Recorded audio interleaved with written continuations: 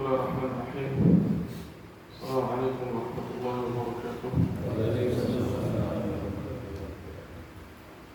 Innal hamdalillah nahmaduhu wa nasta'inuhu wa nastaghfiruh wa na'udzu billahi min shururi anfusina wa min sayyiati a'malina. Man yahdihillahu fala mudilla lahu wa man yudlil fala hadiya lahu. Asyhadu an la ilaha illallah wahdahu la syarika lahu. Asyhadu anna Muhammadan abduhu wa rasuluhu la nabiyya ba'dahu. Qala Allah ta'ala fi kitabihil karim, ya ayyuhalladzina amanu taqullaha haqqa tuqatih wa la tamutunna illa wa antum muslimun. Wa qala ya ayyuhan nasu ittaqu rabbakum alladzi khalaqakum min nafsin wahidah wa khalaqa minha zawjaha wa batha minhuma rijalan katsiran wa nisaa'a. واتقوا الله الذي تساءلون به والأرحام إن الله كان عليكم رقيبا. وقال يا أيها الذين آمنوا اتقوا الله وقولوا قولا سديدا يصلح لكم أعمالكم ويغفر لكم ذنوبكم ومن يطع الله ورسوله فقد فاز فوزا عظيما. أما بعد فإن أصدق الحديث كتاب الله وخير الهدي هدي محمد صلى الله عليه وسلم. شر الأمور محدثاتها وكل محدثة في الدين بدعة وكل بدعة ضلالة وكل ضلالة في النار. Muslimin rahimakumullah jami'an. Alhamdulillah, segala puji kita haturkan kepada Allah Subhanahu wa taala Rabbul alamin atas limpahan nikmat-Nya dan karunia-Nya dan taufiknya, sehingga Allah Subhanahu wa taala memudahkan kita untuk menjalankan suatu kewajiban dari kewajiban-kewajiban yang Allah wajibkan atas kita, yaitu menjalankan salat subuh secara berjamaah, dan dengannya kita memulai puasa bulan Ramadan hari ke sebagian 6 Alhamdulillah. Dan semoga Allah Subhanahu wa taala senantiasa menerima amal ibadah kita, senantiasa mengampuni dosa-dosa kita, dan semoga kita termasuk dari orang-orang yang menjalankan puasa karena keimanan dan karena rasa harap pahala dari Allah Subhanahu wa taala, sehingga dengan itu kita akan mendapatkan ampunan dari Allah Subhanahu wa taala. Sebagaimana yang disabdakan Nabi Muhammad sallallahu alaihi wasallam, "Man shoma Ramadan imanan wa ihtisaban ghufira lahu ma taqaddama min dhanbi." Barang siapa yang berpuasa Ramadan atas dasar iman dan ihtisab, mencari pahala atau berharap pahala kepada Allah Subhanahu wa taala, ghufira lahu ma taqaddama min dhanbi. Allah Subhanahu wa taala akan ampuni dosa-dosa yang telah lalu. Dan semoga Allah Subhanahu wa taala memudahkan kita untuk terus menjalankan ibadah puasa hingga akhir bulan Ramadan. Amin ya rabbal alamin. Kemudian salawat dan salam semoga senantiasa tercurah kepada Nabi kita Muhammad sallallahu alaihi wasallam serta para keluarganya, para sahabatnya, dan orang-orang yang senantiasa mengikuti sunnah-sunnahnya. Dan kaum muslimin rahimakumullah jami'an. Insyaallah pada kesempatan pagi hari ini kita akan membahas sedikit tentang pengelolaan harta di dalam agama kita, agama Islam. Kita ketahui bahwasanya Islam yang di dalamnya terdapat ibadah-ibadah, ibadah itu ada 4 aspek. Yang pertama adalah ibadah hati. Ibadah hati. Dan setiap ibadah yang kita lakukan ada ibadah hati yang terkandung di dalamnya. Seperti salat, maka ibadah hatinya apa? Khusyu'an. Bagaimana kita berusaha untuk terus khusyuk di dalam salat kita. Kemudian di dalam puasa, apa ibadah hati? Ketakwaan.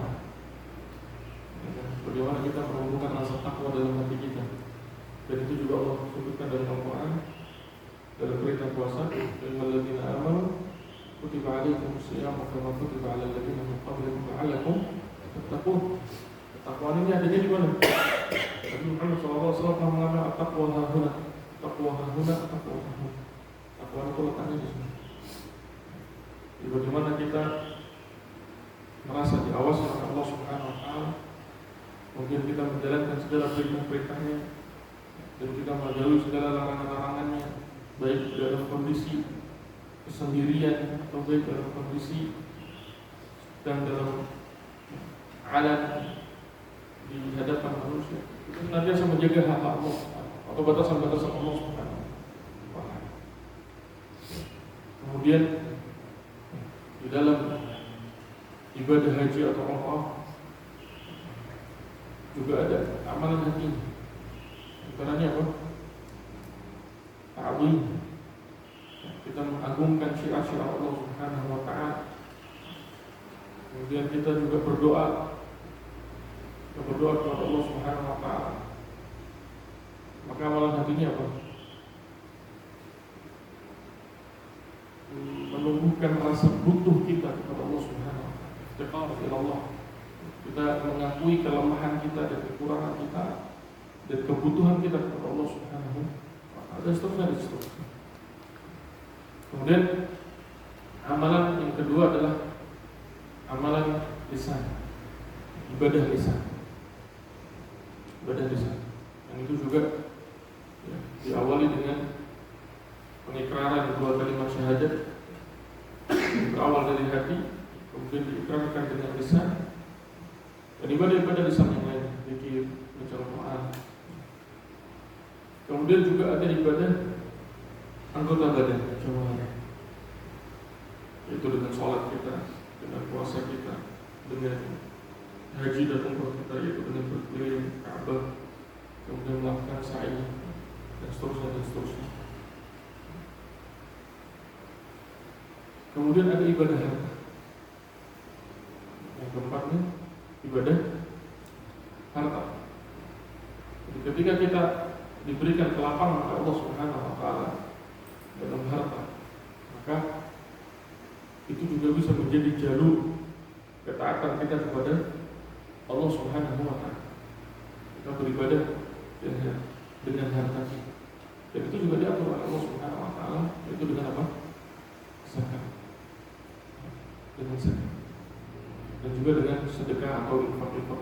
Pun ya, ibadah haji atau umrah pun juga di sana ada ibadah hartanya juga. Karena kita mengeluarkan biaya untuk melakukan perjalanan. Bapak muslimin rahimahullah taala. Maka kita coba bahas pada poin yang keempat.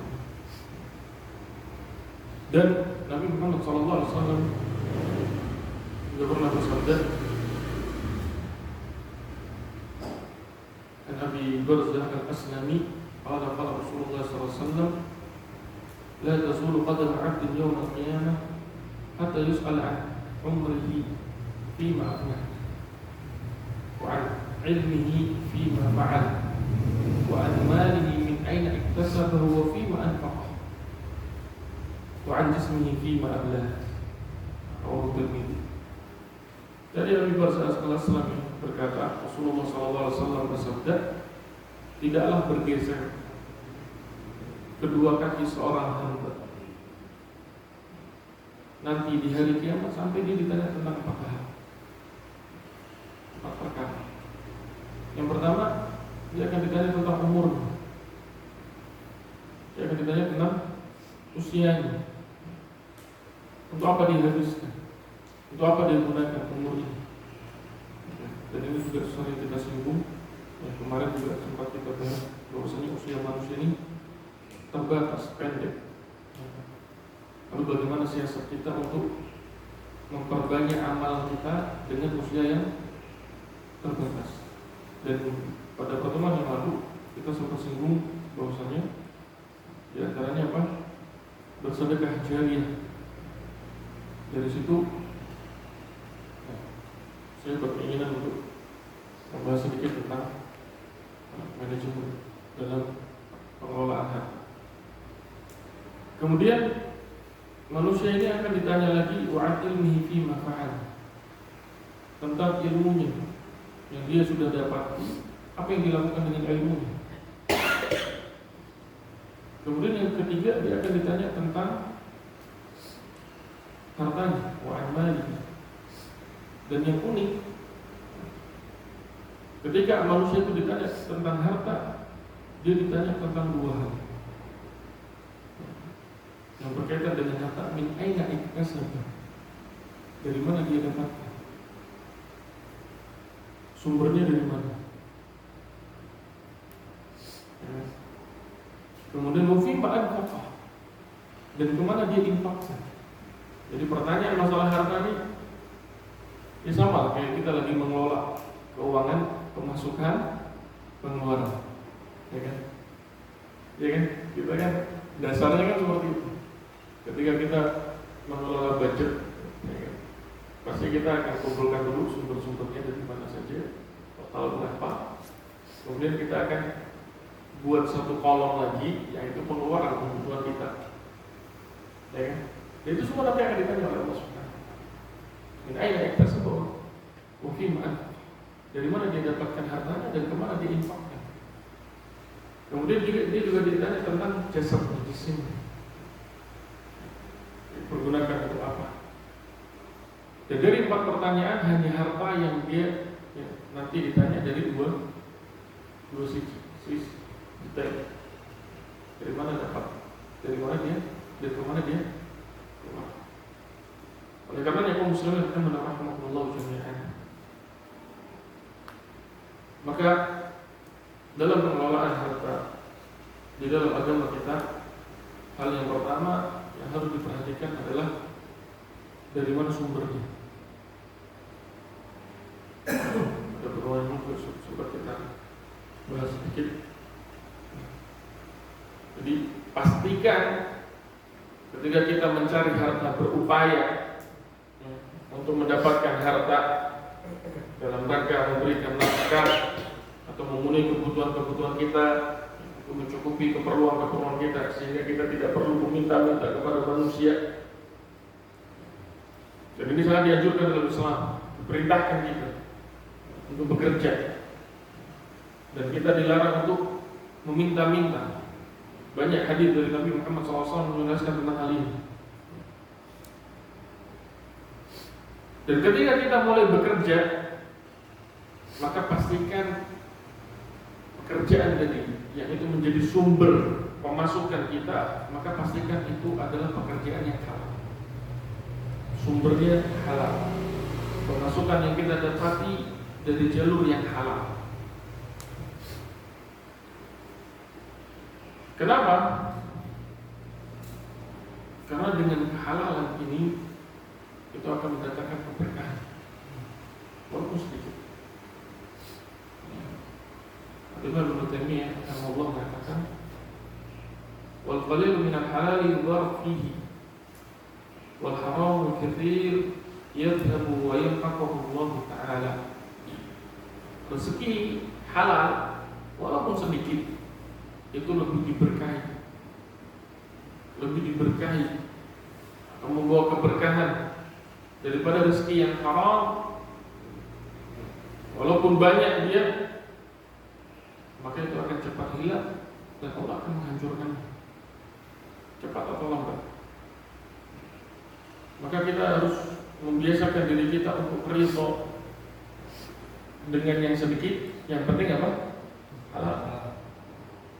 Yang kita cari kehalalan.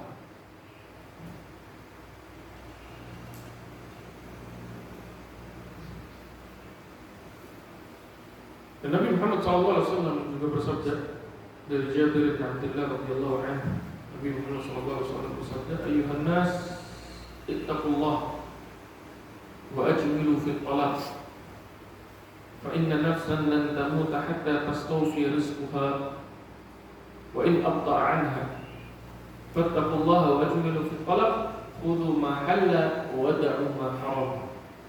Kata Nabi Muhammad SAW, wahai manusia, bertakwalah kalian kepada Allah Subhanahu wa Ta'ala dan tempuhlah jalan-jalan yang baik dalam mencari rezeki.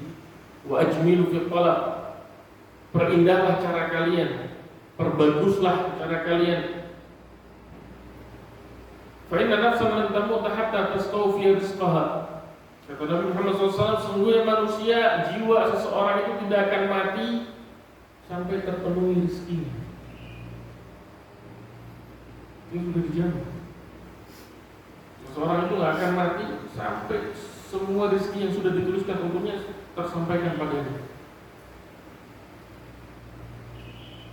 Wa in abta, walaupun dia datangnya lambat, pasti sampai, pasti akan kita dapat. Fattaqullah, kata Nabi, maka bertakwalah kepada Allah Subhanahu wa taala, wa ajmilu fi talab. Perbaguslah cara kalian dalam mencari harta. Kemudian Nabi mengatakan khudhu ma'al wa da'u ma haram. Ambillah yang halal dan tinggalkanlah yang haram. Jadi ini wasiat dari Nabi kita Muhammad sallallahu alaihi wasallam. Dan bagi siapa saja yang saat ini atau pernah mendapati pemasukan dari jalur-jalur yang haram, maka tidak boleh dipergunakan. Jadi segera selesaikan dan dia harus bertobat dari itu. Kemudian kaum muslimin akan menawarkan Allah jami'an. Setelah kita memiliki pekerjaan atau mendapatkan penghasilan dari sumber yang halal, maka apa yang selanjutnya kita lakukan? Maka yang kedua, prioritas utama adalah yang menjadi tanggungan kita. Ini hukumnya wajib. Siapa-siapa yang berada di bawah tanggungan kita, maka mereka lah prioritas utama kita untuk kita nafkahi. Jadi, min aina iktasabah, dari mana dia dapatkan dan kemana dia infakkan. Maka orang yang paling pertama berhak untuk mendapatkan kebaikan dari harta kita siapa?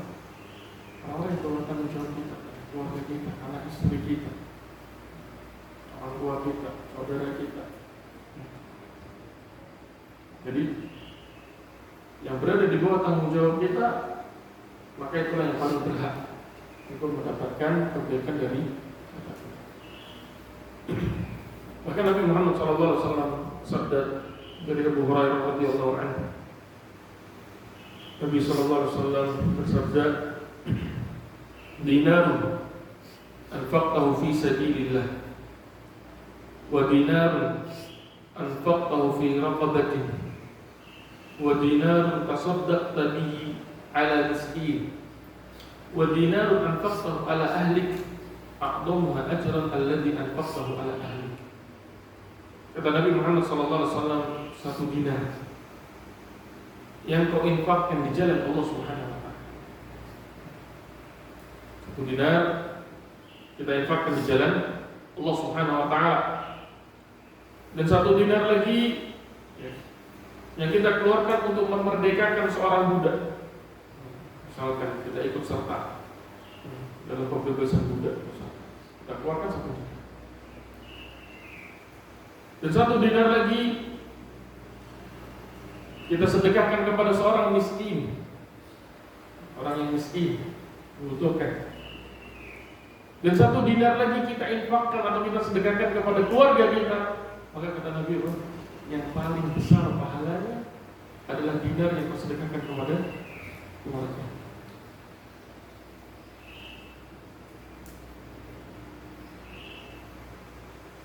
Di pahala terbesar itu berada pada dinar yang dia sedekahkan kepada keluarganya, yang dia berada di bawah tanggung jawab dia. Dan ini juga mengajarkan kepada kita bahwasanya agama kita mengajarkan kita untuk bertanggung jawab, memiliki mas'uliyah, perhatian, tanggung jawab.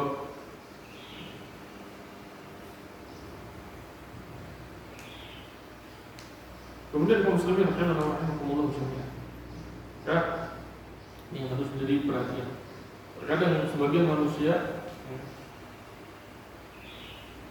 lebih mudah untuk mengeluarkan hartanya untuk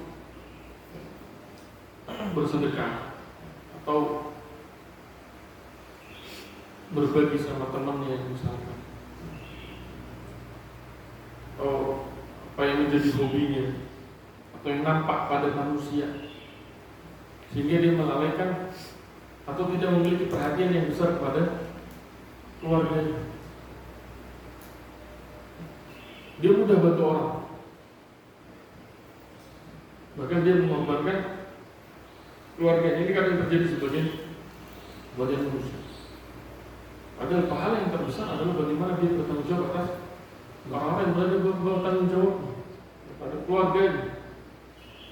Ini harus diutamakan. Kemudian kalau misalnya rahimahullah jami'an, ketika kita sudah pastikan pendapatan kita dari jalur yang halal, kemudian kita sudah prioritaskan keluarga kita, dan ada kelebihan dari harta, maka yang berikutnya adalah apa?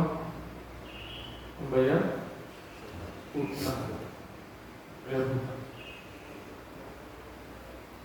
Karena Nabi Muhammad SAW mengatakan nafsul mu'min mu'allaqatun bidainihi hatta yuqda anhu. Sesungguhnya jiwa seseorang itu tertahan atau bergantung dengan hutangnya sampai dia melunasinya.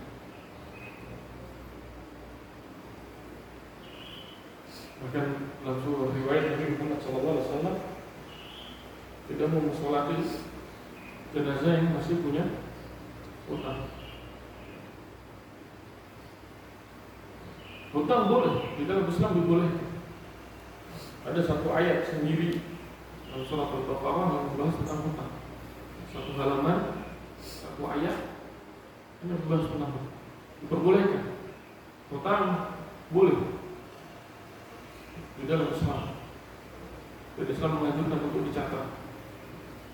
Ada saksi, ada pencatatan, ada masa temponya,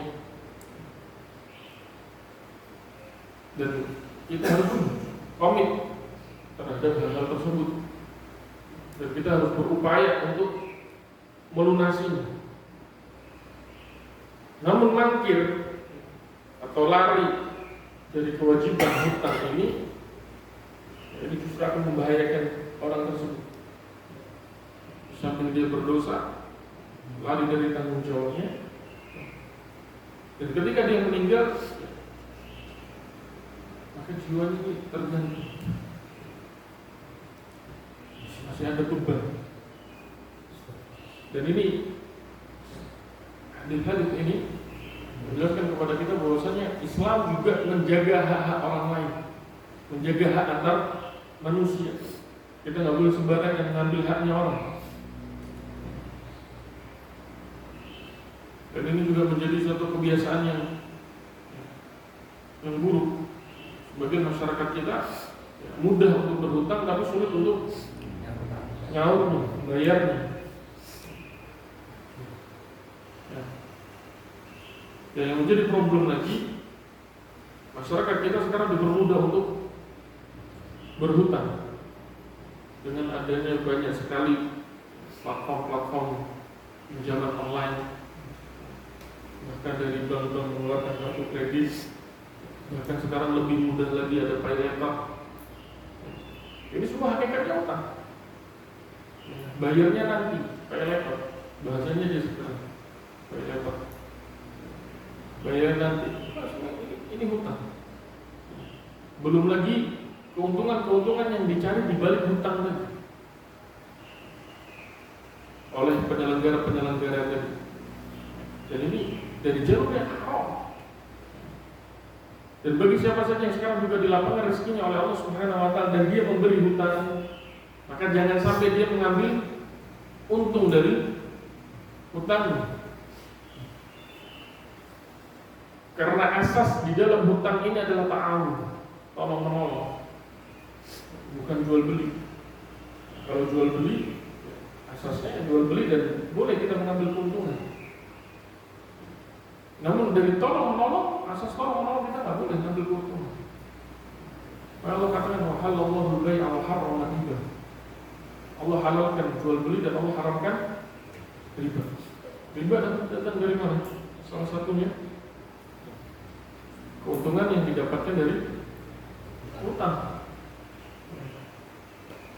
Jadi sekarang masih mendominasi sistem ekonomi dan keuangan di banyak negeri, termasuk negeri kita. Masyaallah selamat. Kalau kaum muslimin akan mendoakan jami'an. Ketika seseorang jadi sudah memastikan pemasukannya dari jalur yang halal dan dia sudah memprioritaskan keluarganya dan dia sudah membayar hutang-hutangnya dan dia masih punya kelebihan harta, lalu apa yang dilakukan? Ini kemarin berlewat. Seharusnya setelah membayar hutang, poin ini dulu sebelum kita bersedekah. Apa? Membayar zakat. Karena ini wajib, termasuk dari rukun Islam. Ya kan? Membayar zakat, zakat mal, zakat harta. Dan kita perlu mempelajari tentang fikih zakat. Jadi termasuk rukun Islam. Ya, termasuk rukun Islam yang harus kita pahami setelah kita selesai sholat. Ya kan? Bahkan Nabi ketika mengutus Mu'adz, setelah mereka orang-orang Yaman ini sudah mau masuk Islam, sudah mau bersyahadat, sudah mau mengerjakan sholat, maka Nabi katakan fa'inhum aqaruka lidzalik fa'alimhum anna Allah yaqrabu 'alaihim shadaqatan tu'khadhu min ajnihim faturaddu 'ala fuqara. Kalau mereka sudah taat dalam sholat, maka ajarkan kepada mereka bahwasanya Allah mewajibkan mereka sedekah yang diambil dari si kaya dibayarkan kepada si miskin. Dan ini termasuk rukun Islam yang juga harus kita perhatikan. Kenapa? Karena ibadah ini diatur oleh Allah Subhanahu wa taala dari hulu sampai hilir. Dari dulu itu bagaimana? Kewajiban zakat, yang pertama, Allah tentukan hartanya, harta apa saja yang harus dizakatkan. Ada zakat mal, kemudian ada zakat biji-bijian untuk pertanian, kemudian zakat hewan ternak. Diatur sama Allah Subhanahu wa taala, ditetapkan, ditentukan mana-mana saja harta-harta yang harus disakati.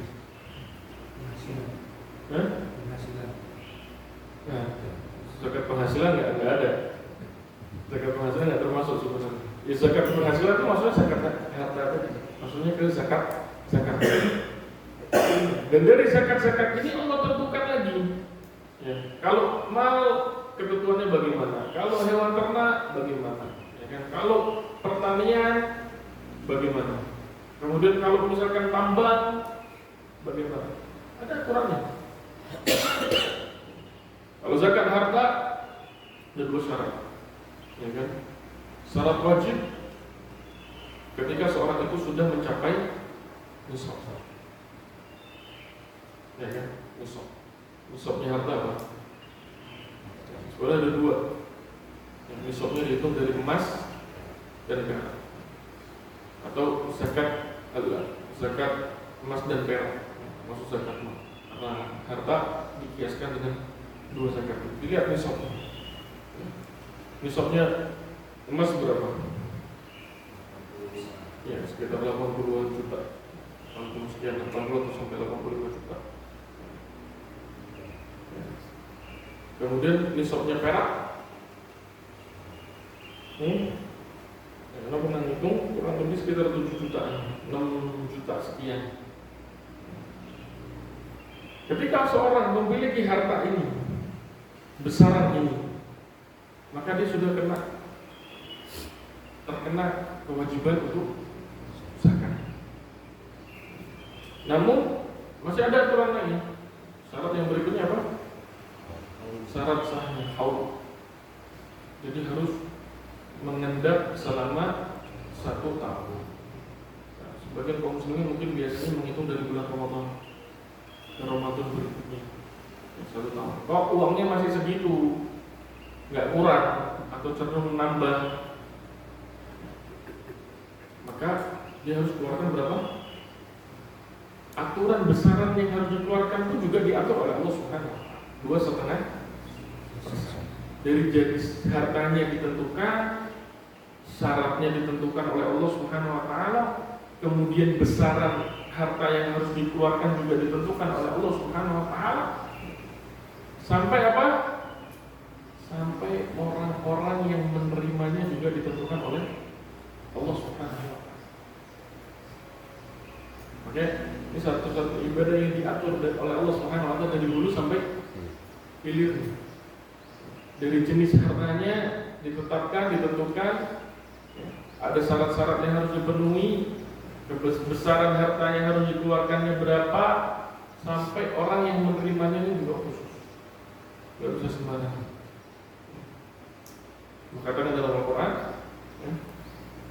dalam surat At-Taubah ayat 60, Allah mengatakan innamas shadaqatu lil fuqara wal masakin wal 'amilin 'alaiha wal mu'allafati qulubuhum wa fir riqab wal gharimin wa fi sabilillahi wa ibnis sabil fariidatan minallah wallahu 'alim.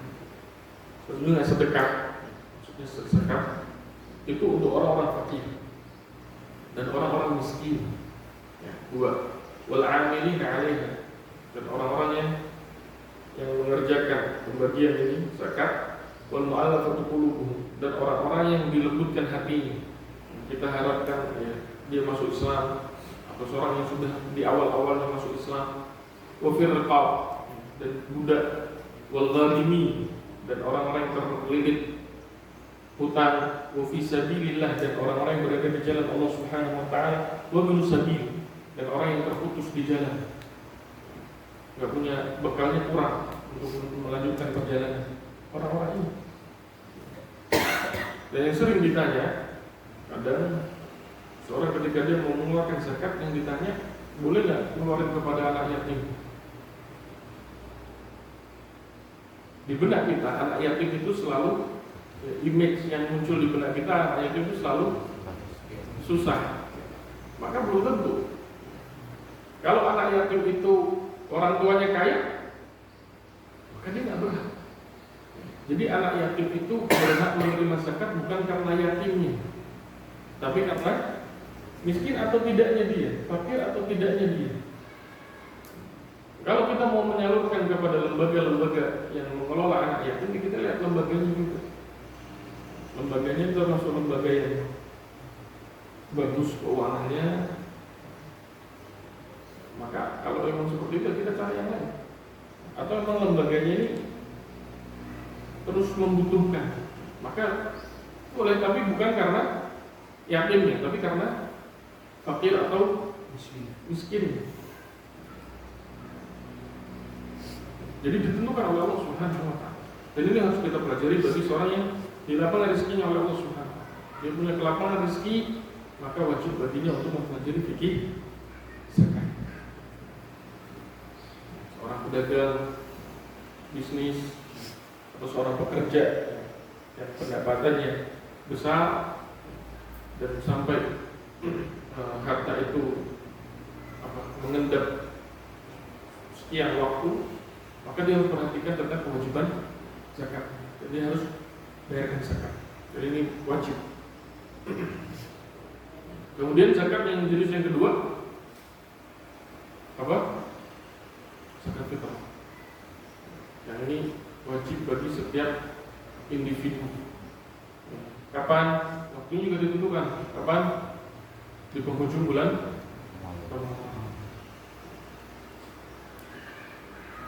Dari Ibnu Umar, Allah meridai keduanya, berkata, "Farada Rasulullah sallallahu alaihi wasallam zakat al-fitr sa'an min tamr atau sa'an min sya'ir 'ala al-'abd wal-hurr wal-dhakar wal-untha was-saghir wal-kabir min al-muslimin wa amara biha an tu'adda qabla khuruj an-nas ila as-shalah." Kata Ibnu Umar, Rasulullah sallallahu alaihi wasallam mewajibkan kepada kita zakat al-fitr zakat fitrah, yaitu 1 sa' dari kurma atau dari gandum. Kemudian para ulama menyimpulkan bahwasanya zakat fitrah ini harus dari makanan pokok.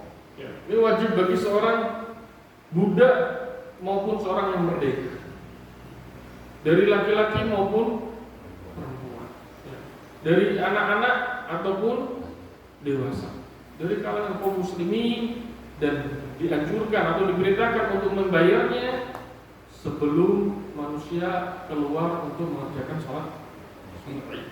Itu waktu akhirnya. Dan ini perlu dipelajari juga tentang zakat fitrah. Dan kita sekarang berada di bulan Ramadan, dan di penghujung bulan Ramadan wajib menghukumnya. Ya, maka perlu kita pelajari. Ya. Kemudian kaum muslimin rahimakumullah jami'an.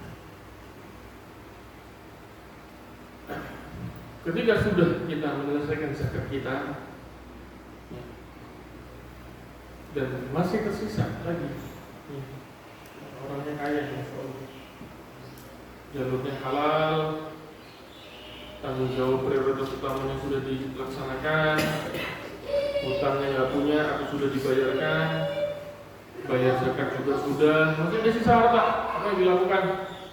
Baru dia sedekah. Jadi ya, untuk bisa lihat di dalam kitab Riyadhus Shalihin, itu ada bab di mana kita dianjurkan untuk terus berbagi. Bahkan Nabi Muhammad SAW saking seringnya berbagi itu kadang Nabi sampai nggak punya.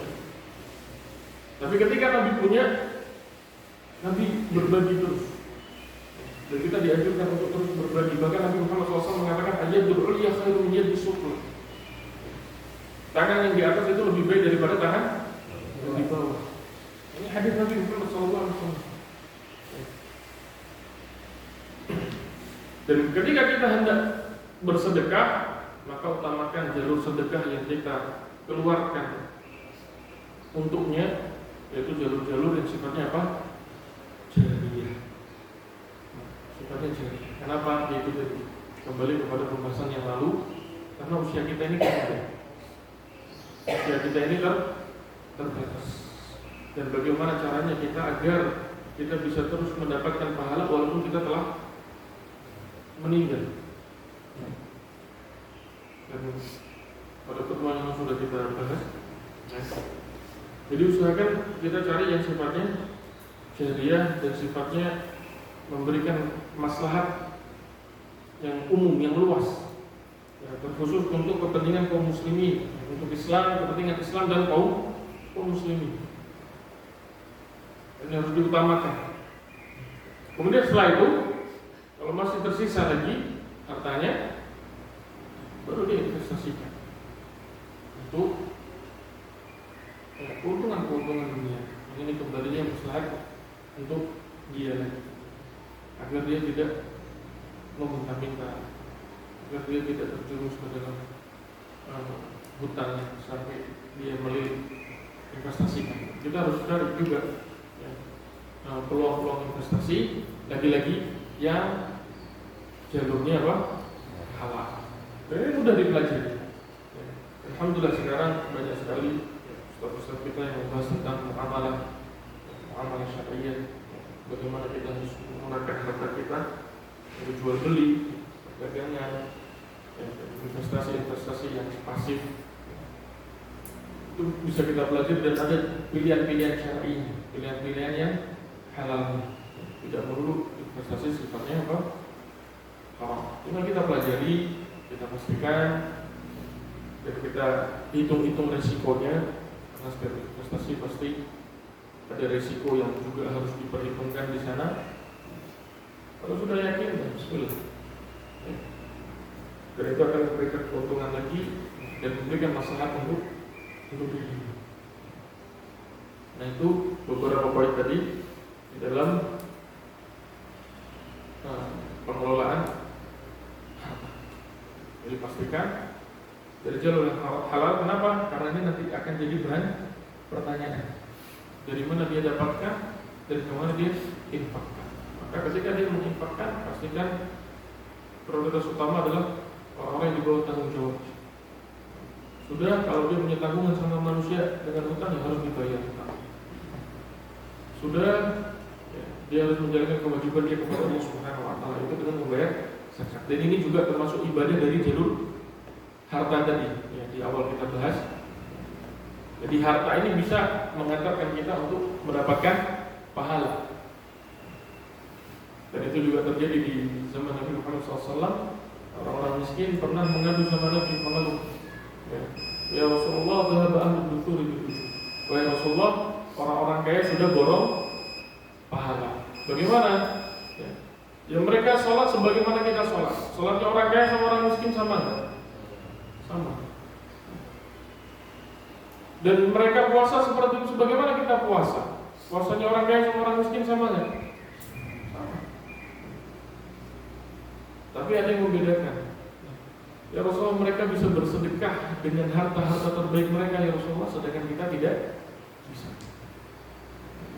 Kemudian Nabi mengajarkan kepada mereka bahwasanya setiap tahlil, setiap tahmid, setiap takbir bernilai sedekah. Dan kemudian masih dalam riwayat yang lain, sahabat-sahabat yang kaya tadi juga tahu, akhirnya mereka juga berzikir yang sama yang dilakukan orang-orang miskin. Orang miskin kembali bertanya lagi kepada Rasulullah, kemudian Nabi mengatakan, dzalika fadlullah yu'tihi man yasha. Bahwasanya kekayaan itu termasuk keutamaan Allah Subhanahu wa Ta'ala yang Allah berikan kepada siapa saja yang Allah kehendaki. Jadi bagi orang-orang kaya yang dilapang rezekinya oleh Allah Subhanahu wa Ta'ala, sadarilah bahwasanya engkau memiliki jalur lain atau jalur yang tidak semua orang miliki untuk bisa mendekatkan diri kepada Allah Subhanahu wa Ta'ala dan beribadah dan mendapatkan pahala, itu dari segi atau dari jalur. Karena kalau ibadah dari hati, semua kalangan bisa. Dengan ibadah dengan lisan, semua kalangan bisa. Ibadah dengan anggota badan, semua kalangan bisa. Namun dengan harta, makanya dengan fadlullah yu'tihi man yasha. Ini keutamaan Allah Subhanahu wa Ta'ala, Allah berikan kepada siapa saja Allah kehendaki. Maka pastikan, manfaatkan peluang tersebut. Bagi yang di lapangan rezekinya, manfaatkan dengan hartanya, dia bisa mendapatkan pahala dari Allah Subhanahu wa Ta'ala. Dia bisa beribadah dari 4 jalur. Wallahu a'lam bishawab. Mungkin ini yang bisa disampaikan. Semoga bermanfaat. Kalau ada yang mau ditanyakan, mungkin sebelum diakhiri. Cukup jelas ya? Assalamualaikum warahmatullahi wabarakatuh. Sebenarnya saya ingin sedikit menanyakan yang sudah disampaikan oleh Ustaz, yaitu tentang keberkahan yang tadi disampaikan. Dengan kita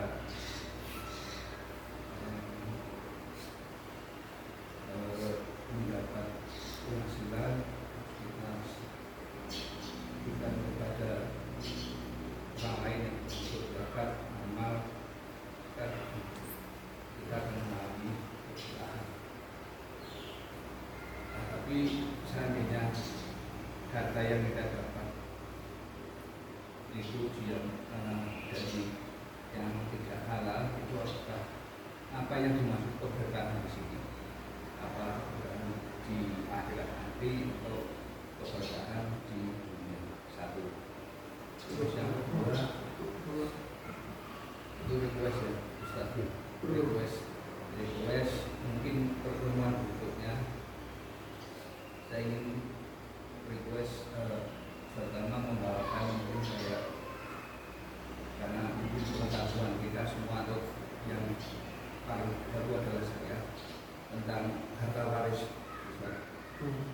Jadi hukum dan tata-tata atau mungkin pembagian waris. Yang kedua adalah request yang monggo Ustaz mengatur waktunya.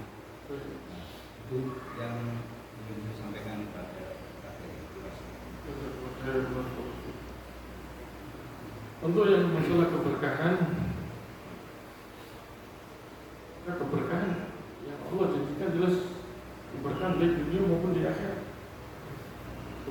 dunia walaupun sedikit, tapi Allah berkahi, Allah bisa cukupkan kita dengan yang sedikit itu.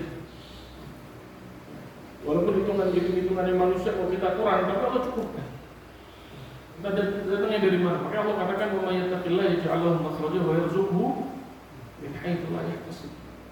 Barang siapa bertakwa kepada Allah Subhanahu wa taala akan memberikan jalan keluar dari setiap masalahnya.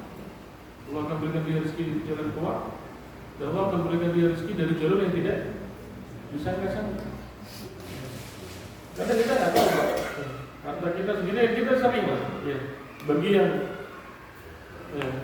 mohon maaf, kalau yang hidupnya pas-pasan, tapi kita nggak tahu, ya, masih hidup aja sampai hari ini, ya, masih hidup aja.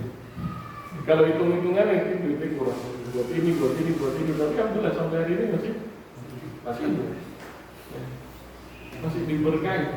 Makanya itu keberkahan. Adapun di akhirat jelas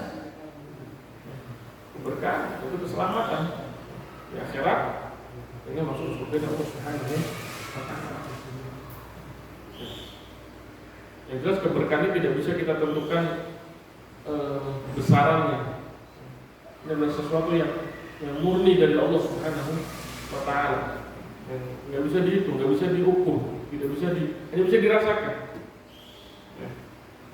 Tugas kita hanya memastikan bahwasanya kita mendapatkan rezeki itu dari jalur yang halal. Karena itu semua ujian. Walladzi khalaqalakum walladzi khalaqal hayata liyabluwakum. Kata Allah, dan Dia yang telah menciptakan kehidupan. Untuk apa? Liyabluwakum ayyukum ahsanu amala. Dia telah menciptakan kehidupan dalam rangka menguji, untuk ujian. Siapa di antara kalian yang paling baik amalannya? Maka bentuk kita menjaga amalannya itu dengan mencari dari jalur-jalur yang dihalalkan Allah Subhanahu wa taala. Dan sedekah pun juga yang Allah terima dari yang baik. Allah jamilun, innallaha thayyibun la yaqbalu illa thayyiban. Sesungguhnya Allah ini baik dan Allah tidak menerima sesuatu kecuali dari jalur yang baik. Jadi percuma kita punya banyak harta tapi dari jalur yang haram, kemudian kita bagi-bagi, kita sedekah, kita bayar zakat, Allah tidak menerima sesuatu yang Allah a'lam bishawab. Adapun yang kedua, insyaallah Pak, coba kita carakan, dan itu juga termasuk sesuatu yang harus kita perhatikan juga. Ya, karena setiap dari kita, ya tadi, karena usia ini pendek, setiap dari kita pasti meninggal. Ya, dan setiap orang yang meninggal ini kondisinya beda-beda. Ada yang meninggal dan dia meninggalkan banyak harta, dan hartanya ini, ya, Islam juga kembali membagi, ya, besaran-besaran dan siapa-siapa yang berhak untuk menerima waris tadi. Insyaallah, ya, mungkin nanti kita akan pelajari bersama, bismillah. Tapi yang terpenting tadi rukun Islam, dan diantaranya adalah zakat. Pelajarilah zakat sebagaimana kita mempelajari sholat kita, sebagaimana kita mempelajari puasa kita, ibadah haji kita, umrah kita. Pelajari zakat.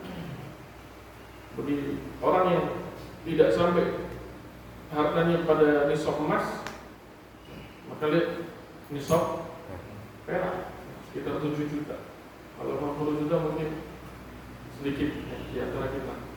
Tapi kalau 7 juta insyaallah banyak dari kita yang besaran segitu ngendap sampai setahun, maka keluar besar apa saya? Mungkin sekitar berapa? 100.000 atau 200.000. Berapa? Kalau 7 juta 2,5%-nya berapa? 175 kurang lebih. Ya. Dan wallahu a'lam, semoga bermanfaat untuk diri saya juga dan bersama sekalian. Apabila ada tutur kata atau tidak tahu yang kurang berkenan, mohon maaf. Assalamualaikum warahmatullahi wabarakatuh. Subhanallah wa bihamdihi asyhadu an la ilaha illa